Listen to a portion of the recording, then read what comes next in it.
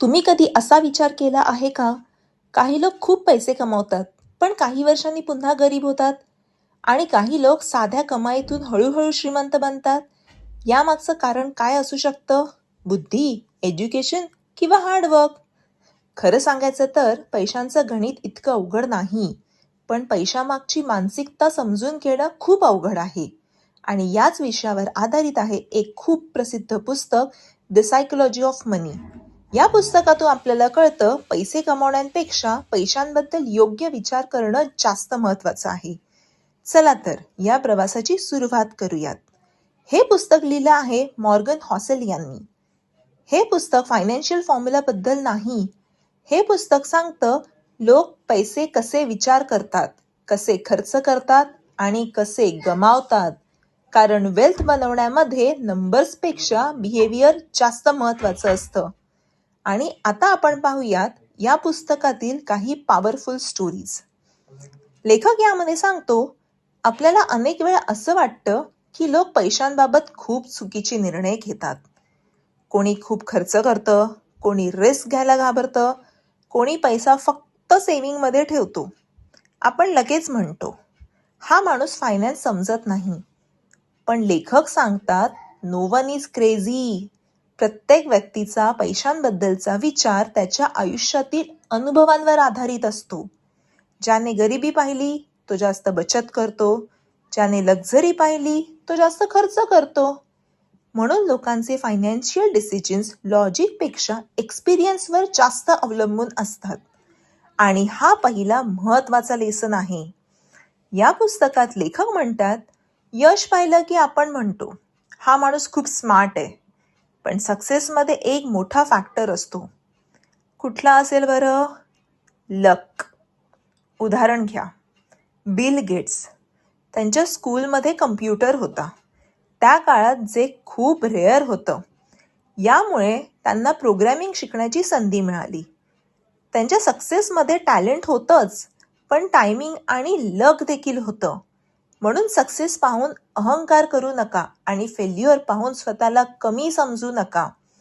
लेखक यावर म्हणतात, कधी कधी लोक खूप वेल्थ कमवतात, पण तरीही त्यांना वाटतं आणखी हवं. हीच मेंटॅलिटी अनेकांना नष्ट करते.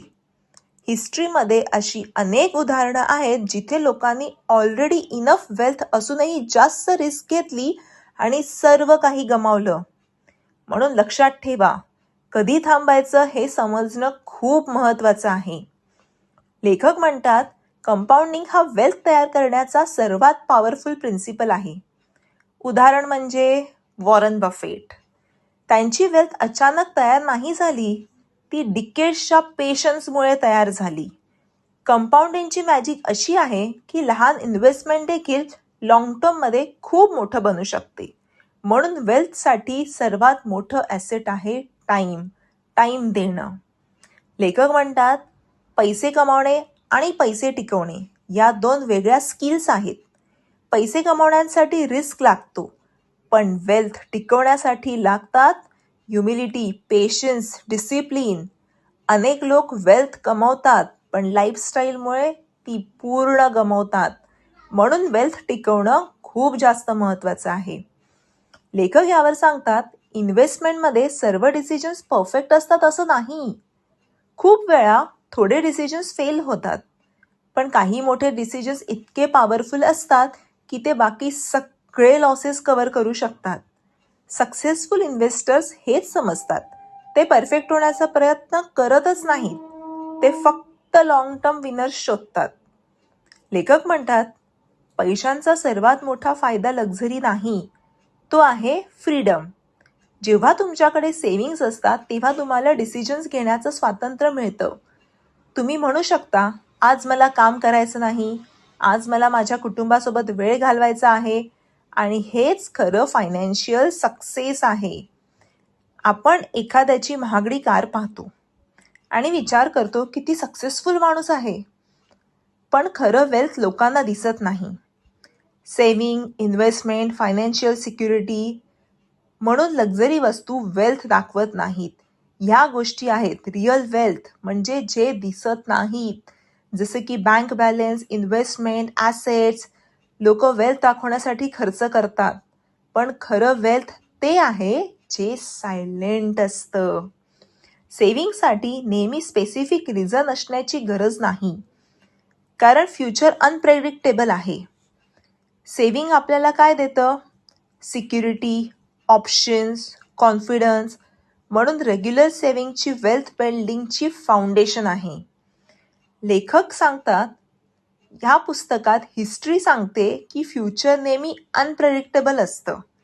म्हणून प्लॅनिंग करताना अनसर्टनिटी असणं स्वीकारणं आवश्यक आहे. फायनान्शियल प्लॅनिंग करताना नेहमी मार्जिन ठेवा.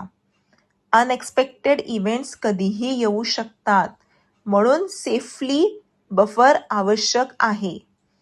लेखक म्हणतात, आज तुमचे गोल्स वेगळे आहेत, 10 वर्षांनी ते बदलतील. म्हणून फायनान्शियल प्लॅनिंग फ्लेक्झिबल असावी. यावर लेखक सांगतात, प्रत्येक इन्व्हेस्टमेंटसोबत प्राईज असतो.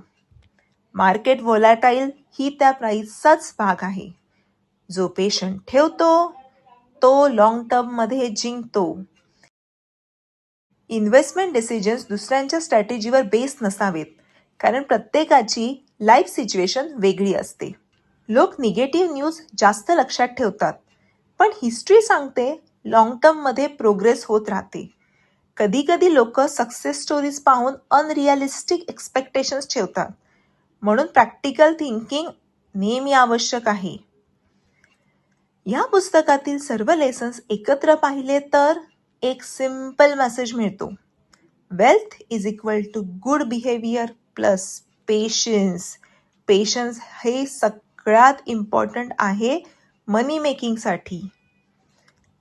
शेवटी लेखक सांगतात, फायनान्सबद्दल परफेक्ट फॉर्म्युला अवेलेबलच नाही, पण सिम्पल हॅबिट्स लॉंग टर्ममध्ये एक्स्ट्रा ऑर्डिनरी रिझल्ट देऊ शकतात.